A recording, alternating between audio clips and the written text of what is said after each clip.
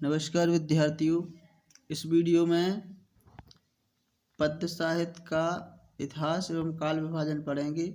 भक्ति काल एवं आधुनिक काल के बारे में।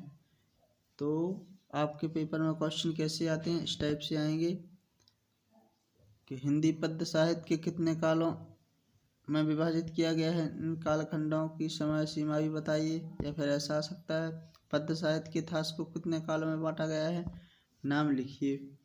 तो जो मोस्ट इम्पोर्टेंट क्वेश्चन है उनको मैं पढ़ के थोड़ा बता रहा, आप अच्छे से इनके आंसर याद कर लीजिए, ठीक है ना। तो जो पहला क्वेश्चन था उसका आंसर देखिए। आचार्य रामचंद्र शुक्ल हिंदी साहित्य का प्रारंभ संवत 1050 या फिर सन 993 से मानते हैं। हिंदी विद्वानों ने इस विभाजन को ही प्रमाणिक मान लिया है। उन्होंने जो काल विभाजन किया वह निम्न प्रकार से है। आदिकाल को क्या बोलते हैं? वीरगाथा काल।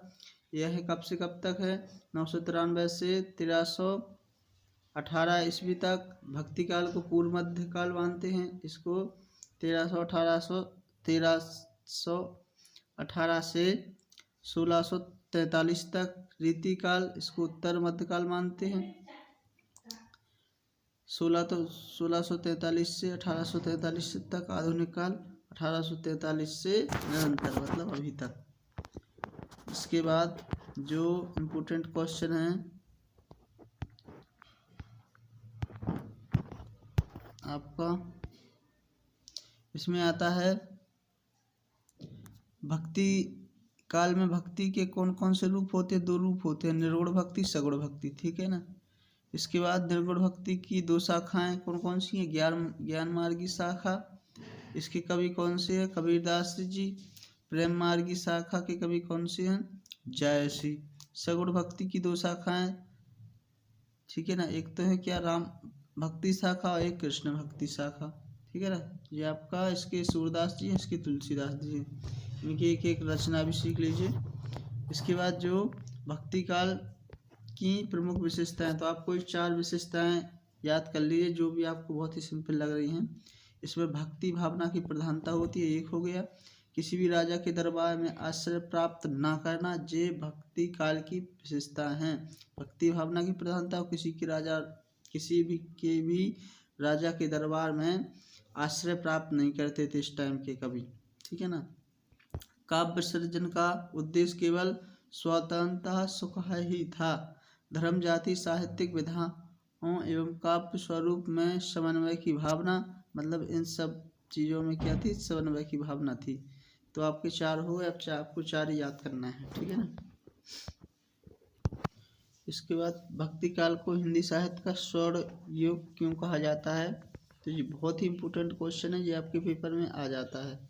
तो इसको आप पढ़ लीजिए कि भक्ति काल में कबीर, तुलसी, सूरदास, मीरा आदि महान विभूतियों का आविर्भाव हुआ, मतलब इनका जन्म हुआ। कौन से काल में? भक्ति काल में। और इन्होंने क्या किया? इनकी अमृतवाणी से जनमानस को अभूतपूर्व शांति तथा सुख का अनुभव हुआ। इस काल का साहित्य अनूप एवं आदर्श था। जिस युग में कबीर, जैसे तुलसी, सूर जैसे प्रसिद्ध कवि एवं महात्माओं की अमृतवाणी उनकी अंतःकरण से निकलकर देश के कोने कोने में फैली हो, उसे क्या बोला जाएगा? उसे साहित्य के इतिहास में भक्ति काल कहते हैं। वह युग वास्तव में स्वर्ण युग के साहित्य से पूर्व था। मतलब इस काल में जो तुलसीदास, कबीरदास, मीराबाई और आपके कबीर, जे इनका जन्म हुआ था कौन से काल में? भक्ति काल में। और इन्हीं के जो वचन थे, इनकी जो वाणी थी, वह जनमानस तक पहुंची, जिससे उनके अंदर क्या अच्छी भावनाएं जागी, मतलब अच्छे विचार पैदा हुए। इसीलिए इस काल को क्या बोला जाता है? भक्ति काल को हिंदी साहित्य का स्वर्ण युग बोला जाता है, मतलब उसमें अच्छे अच्छे काम हुए। इसके बाद निर्गुण भक्ति काव्य की प्रमुख विशेषताएं आपको दी गई हैं, पढ़ लीजिए। ऐसा क्वेश्चन भी आता है, सगुण भक्ति काव्य धारा के प्रमुख कवि उनकी रचनाएं लिखिए। तो तुलसीदास एक रचना कम से कम कर लीजिए। सूरदास, मीराबाई, रसखान, इनकी एक एक रचना। सूरदास की रामचरितमानस, सूरदास की सूरसागर, मीराबाई की राग गोविंद, रसखान की सुजान, नरोत्तम दास की क्या? सुदामा चरित। इसके बाद ज्ञान मार्गी भक्ति शाखा की कम से कम 2 विशेषताएं तो आप कर ही लीजिए। ज्ञान मार्गी मतलब इसमें ज्ञान का महत्व होगा ज़्यादा। इसमें निराकार ब्रह्मा पर विश्वास करते हैं, गुरु के महत्व का बखान करते हैं, अंधविश्वास तथा आडम्बरों का विरोध करते हैं, हिंदू मुस्लिम एकता पर बल देते हैं। इतने 4 हो गए। प्रेम मार्गी भक्ति शाखा की विशेषताएं, प्रेम के माध्यम से परमात्मा का साक्षात्कार होता है, लौकिक वर्णन के द्वारा अलौकिक का संदेश, हिंदू प्रेम कथाओं की मसनबी शैलियों में चित्रण, हिंदू मुस्लिम एकता पर बल, इसमें भी और उसमें भी, दोनों में भी आपको हिंदू एकता पर बल लिखना है। इसी के साथ कृष्ण भक्ति काव्य की राम शाखा की इनके 1-2 कवियों के नाम याद कर लीजिए और इनकी 1-2 विशेषताएं याद कर लीजिए। इसके बाद आपका आता है फिर क्वेश्चन यहाँ था भक्ति काल के काव्य की 2 विशेषताएं। तो अपन ने विशेषताएं पढ़ ली हैं, 2 कवि भी अपन ने पढ़ लिए, या नहीं आपको हुए तो देखो ये तुलसीदास जी, मीराबाई। इसके बाद आपका फिर आता है छायावाद काव्य की प्रमुख विशेषताएं। तो आप क्या याद कर लीजिए, व्यक्तिवाद की प्रधानता, या फिर इसमें क्या कर लीजिए कि छायावादी काव्य में व्यक्ति की भावनाओं का आदर हुआ है, ठीक है ना, इतना कर लीजिए। या फिर सीधा ऐसे लिख दीजिए, व्यक्तिवाद की प्रधानता रही, श्रृंगार की भावना, प्रकृति चित्रण, वेदना और करुणा की अधिकता, अज्ञात सत्ता से प्रेम, मतलब कोई 4 कर लीजिए, या हेडिंग करके थोड़ा अंदर का भी याद कर लीजिए, क्योंकि ये वाले क्वेश्चन आपके पेपर में आते हैं।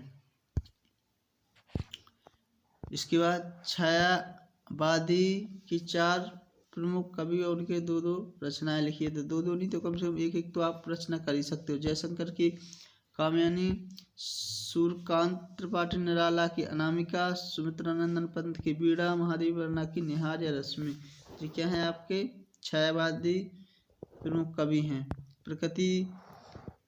प्रगतिवादी काव्य की विशेषताएं वाला क्वेश्चन भी आता है, तो उसको भी आप एक बार अच्छे से पढ़ लीजिए। इसके बाद नई कविता की प्रमुख विशेषताएं, तो इसमें क्या रहा, लघु मानवतावाद की प्रतिष्ठा रही है, इसमें प्रयोगों में नवीनता रही है, क्षणवाद को महत्व, जीवन के प्रत्येक क्षण के महत्व को माना है, अनुभूतियों का वास्तविक चित्रण। तो आपको जो इसमें 4 इम्पोर्टेंट विशेषताएं लग रही, मतलब 4 सरल जो विशेषताएं लग रही उनको याद कर लीजिए, ठीक है ना। 1-2 आप रचनाकारों के नाम भी याद कर लीजिए नई कविता के, भवानी प्रसाद मिश्र का सन्नाटा, कुमार नारायण सिंह की चक्रव्यूह, दुष्यंत कुमार का सूर्य का स्वागत, नरेश मेहता का बनपाखी सुनो या उत्सव। तो इनको आप अच्छे से याद कर लीजिए, इन्हीं में से आपके पेपर में आ जाएंगे। 1-2 बार अच्छे से इनको पढ़ लोगे, याद कर लोगे, तो आपसे पेपर में फिर मतलब इससे जो भी क्वेश्चन आएंगे वो बन जाएंगे, ठीक है ना।